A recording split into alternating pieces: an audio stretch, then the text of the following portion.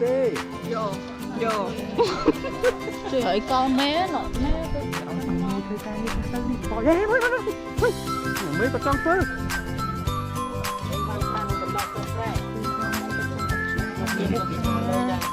tục có cái hai bông nhưng một camera thôi dương cồn trăng tích tích bẩn than con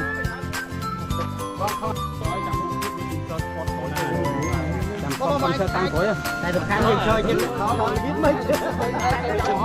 có cái căn máy ai dùng phía bao bạch thôi chứ luôn bằng ra bao đi ra này bao đi ra này tỏ môi đi bay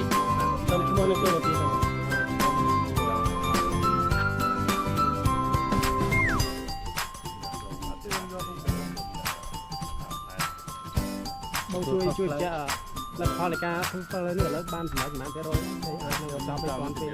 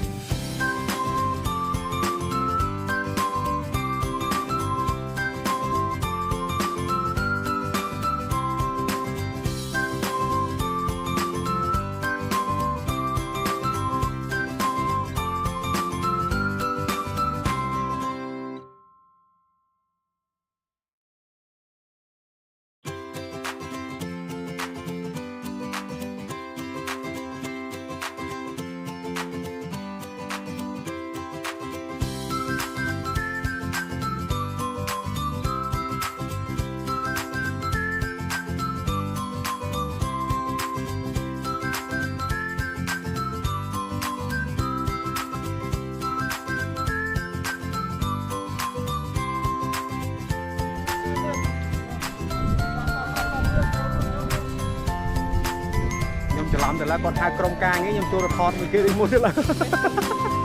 ក្រុមការងារថតមួយគេ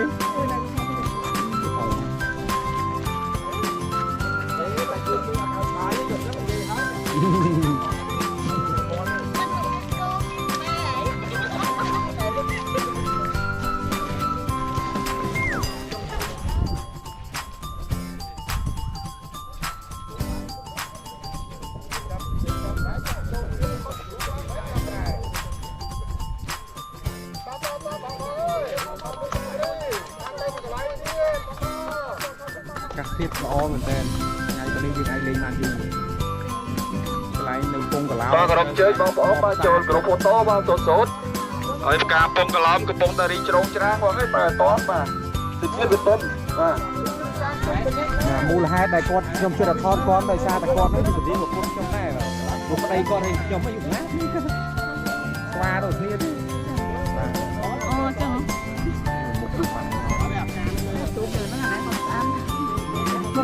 ណាគេថតគេចូលចិត្តស្រូមចឹងហើយឡើយបាទ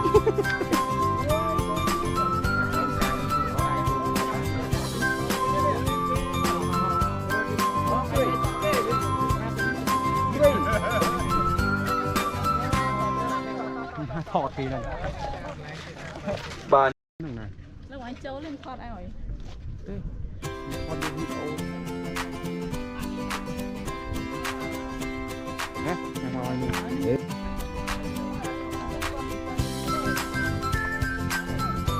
ថតទុកពេលដែលលោកចាប់ដាក់ពុកពុតอะไรថតទុកហើយពុតនឹងអត់ល្អមិននឹកជិលឡងអានេះជិលហ្មងគឺចូលការងារធ្វើការងាររត់មកដំបងថាមកជួយហ៎ដល់ពេលគេមករើអត់ឃើញមុខសោះហ្មងបាក់មែនអើយបែបពុតនឹងយ៉ាប់មែនលឺយ៉ាប់ហួរ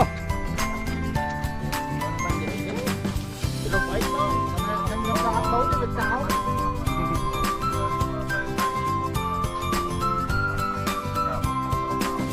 ច្បាស់ណាស់គឺការព័ត៌មានធ្វើការព័ត៌មានច្បាស់លាស់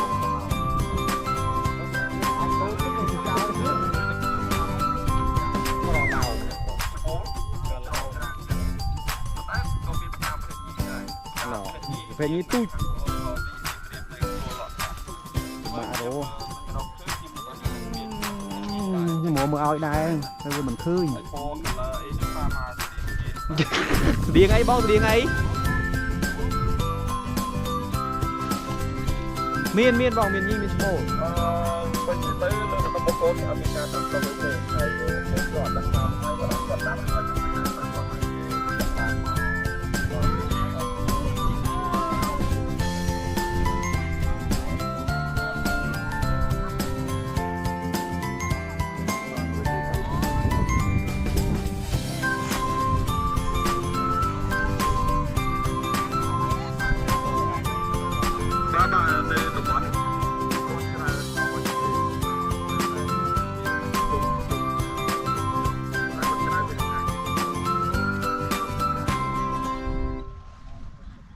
ឲ្យរហូតដល់6ខែឬក៏អាចយ៉ាងយូរមួយឆ្នាំហើយវាមកប្រាក់ដល់ទៅប្រាក់ដល់លើវស្សាគឺអាចមកទៅវិញពុជជាបាសាដូចប៉ុន្តែដល់ជាវត្តអាច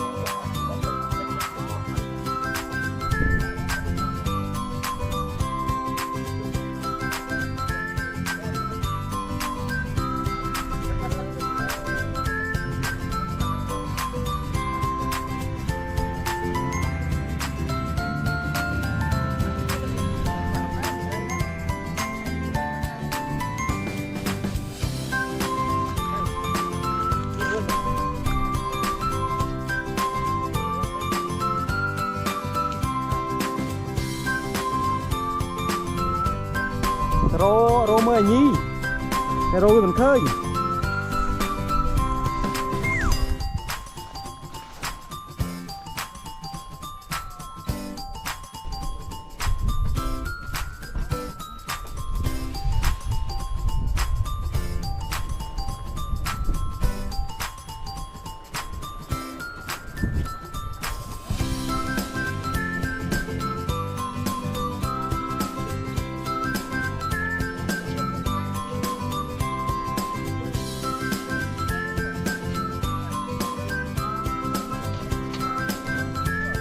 នៅទីហ្នឹងគឺមានរូបថ្មជាច្រើនយើងមើលទៅស្តៀងមន់ស្តៀងទាស្តៀង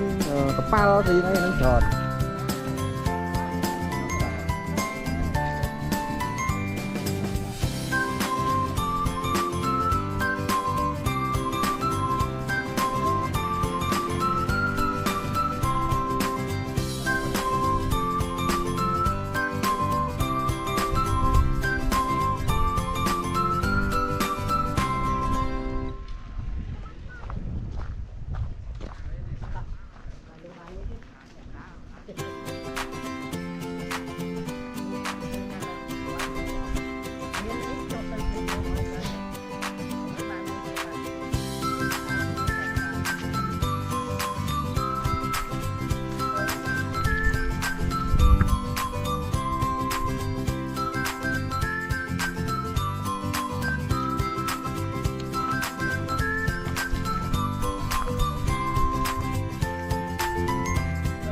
វាខ្សាច់ហ្នឹងណាបាទរបៀបជាខ្សាច់ផ្លូវដើរឆ្លងកាត់ហ្នឹងទីមួយខ្សាច់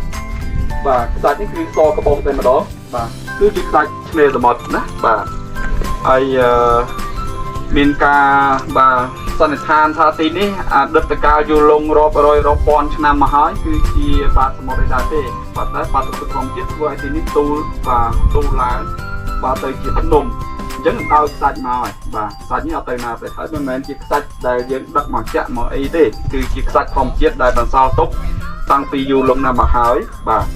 ហើយទី2អ្វីដែលប្លែកជាងទីតាំងផ្សេងទៀតគឺយើងឃើញថាមានវត្តមានដើមស្រូវបាទបងប្អូនស្រោការពងកឡោមគឺដើមស្រូវនេះមិញខ្ញុំបានបង្ហាញគឺដែលមានស្លឹកវាស្រួយត្រង់ណាបាទអញ្ចឹងតំបន់នេះគឺមានដើមស្រូវច្រើនហើយដើមស្រូវនេះគឺជាដើមកម្រមានអាយុកាលយូរបាទរាប់រយរាប់ពាន់ឆ្នាំអញ្ចឹងណាបាទអញ្ចឹងគឺជាព័ត៌មានអ្វីដែលប្លែកនៅទីនេះហើយអ្វីដែលពិសេសជាងគេហើយយើងដាក់ឈ្មោះតំបន់នេះតាមដូនតាបន្តពីដូនពីតាមកគឺថាថ្មប្រាសាទដូចអស់លោកស្រីនាងញ៉ាឃើញហើយថ្មនេះគឺមានឥបាតតួខាងក្រោមដូចជាជាងប្រាសាទអញ្ចឹងបាទកាញ់ហើយដល់កំពូលលើស្រួចដូចប្រាសាទ ចឹងឈ្មោះភាគច្រើននៅតំបន់លើភ្នំបូកគោនេះដូនតាយើងគាត់ដាក់ឈ្មោះទៅតាមអ្វីដែលគាត់មើលឃើញជាក់ស្ដែងប្រាក់ផ្លែស្តៀងគឺគាត់ដាក់ឈ្មោះតែម្ដងឧទាហរណ៍វាស្រែ100វាស្រែ500ហើយថ្មប្រាសាទឬក៏ថ្មសមាធិអីចឹងទៅបាទនេះយើងបន្តហៅតពីដូនតារបស់យើងមកតែម្ដងបាទហើយថ្មនេះបើនិយាយទៅគឺថាស្ទើរតែពីវាលពីកាលនៅតំបន់នេះគឺមានច្រើនហើយថ្មខ្លះរូបរាងដូចជានឹងដែរក្បាលសត្វមាន់អីចឹងទៅដូចថ្មខាងនោះអីចឹងទៅធ្លាប់ឃើញនៅក្នុងបណ្ដាព័ត៌មាន social media អីច្រើនណាគឺដូចក្បាលមាន់ដូចក្បាលក្រពើអីចឹងបាទមកខាងនោះចង់គេនោះខ្ពស់នោះបាទហើយយើងមើលស្ថានថ្មដូចជាកាញ់អញ្ចឹងបានន័យថាកន្លងមកធ្លាប់អាចនឹងមានទឹករលកអីវាយបោកបក់ទៅលើសាច់ថ្មហ្នឹងហើយបានជាថ្មទាំងអស់ហ្នឹងមានសន្តានកាញ់ដូចស្នាមទឹកមកកាត់មកឆ្លាក់អញ្ចឹងបងប្អូនបាទ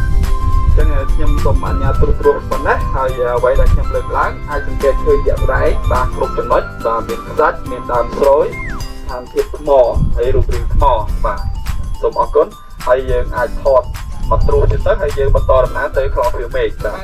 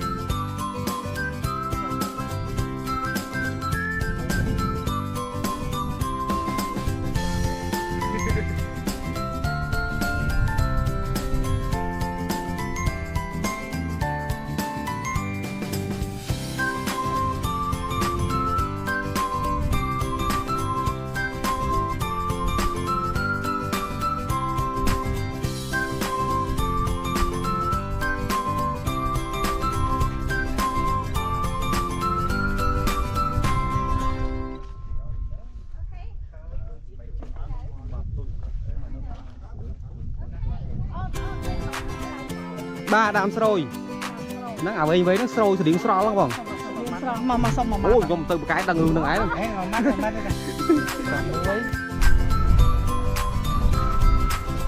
បាទមកដល់ហើយតំបន់ខ្លោងថ្មបាទថ្មខ្លោងទ្វីមេឃបាទនៅតំបន់នេះគឺសម្បូរទៅដោយបំថ្មធំមានរូបប្លែកបាទ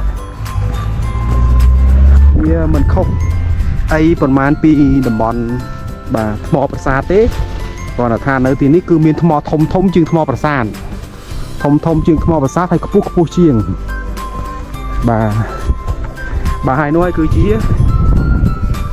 តំបន់មួយដែលយើងហៅថាខ្លោងទ្វារមេឃគឺនៅត្រង់នឹងឯងបាទ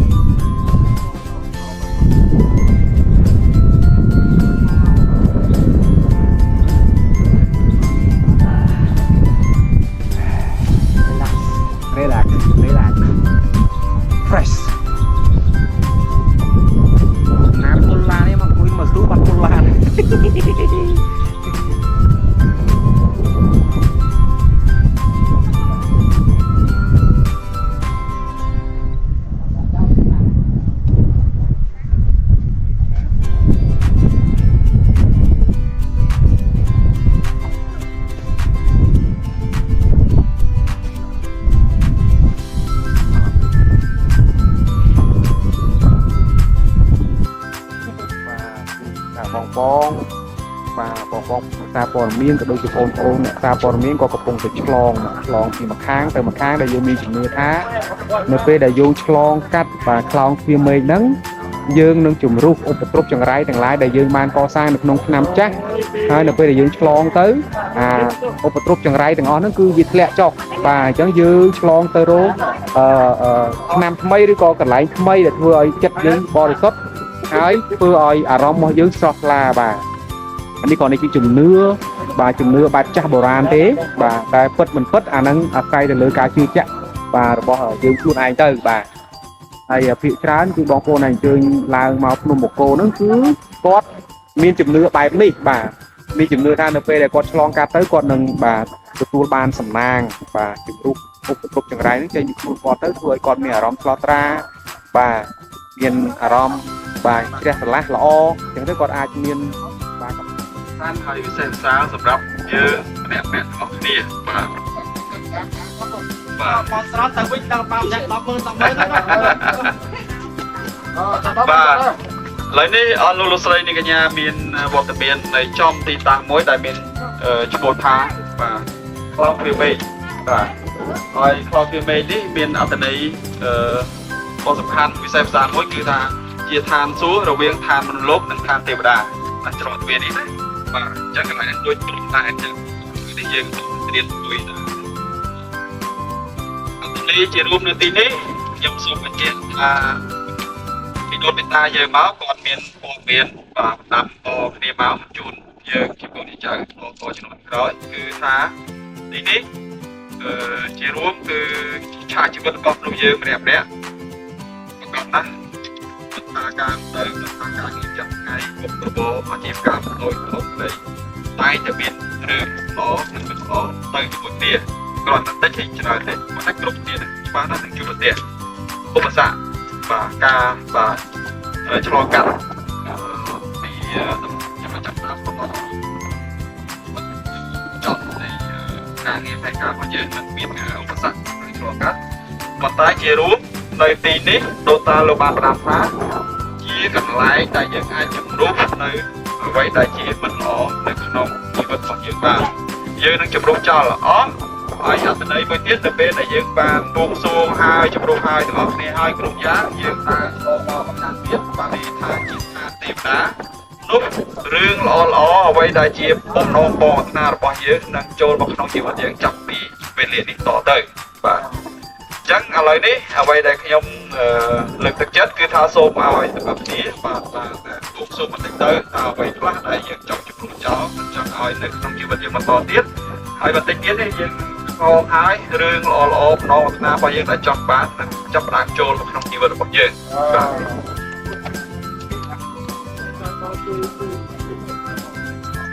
អត់ដល់ចា៎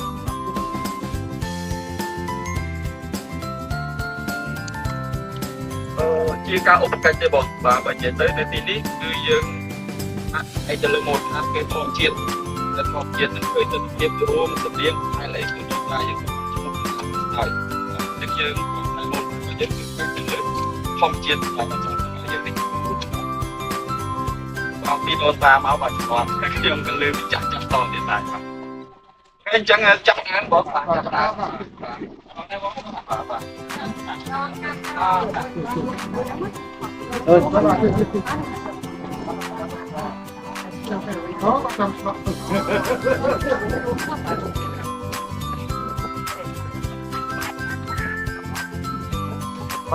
Không, nó là cũng đúng rồi.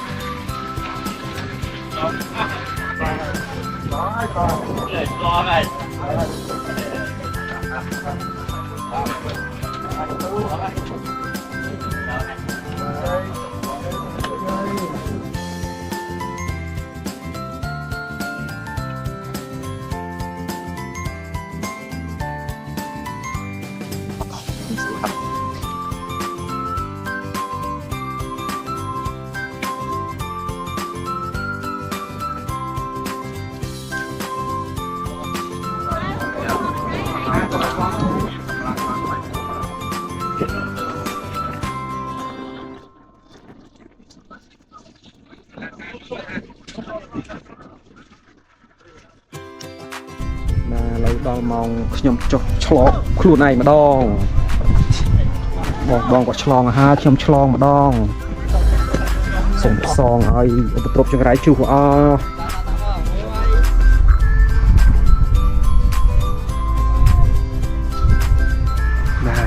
ឆ្លងទៅឆ្នាំថ្មីជោគជ័យទៅវិញមេតម្លឹងប្រាក់ខែខ្ពស់ៗសំខាន់មែនតើមកដល់ពិភពថ្មីហើយខ្ញុំដល់ពិភពថ្មីហើយ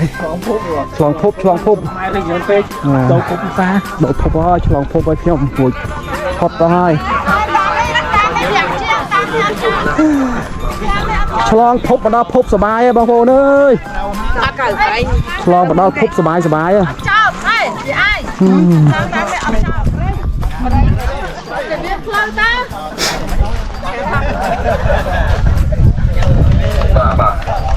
បាទចឹងយើងស្លាប់ទៅវិញបាទ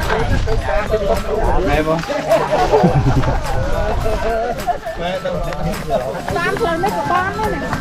របានតាអត់អីបងពាត់ចេះទៅក្នុងទន្លេជា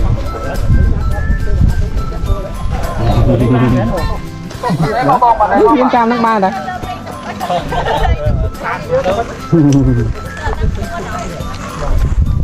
តាមផ្លេតសោះឆ្លងភពបបាត់នេះនៅភពមួយទៀតឆ្លងភពបាទឆ្លងភពមកដល់មេស្រឡាញ់ឲ្យឡើងប្រាក់ខែខ្ពស់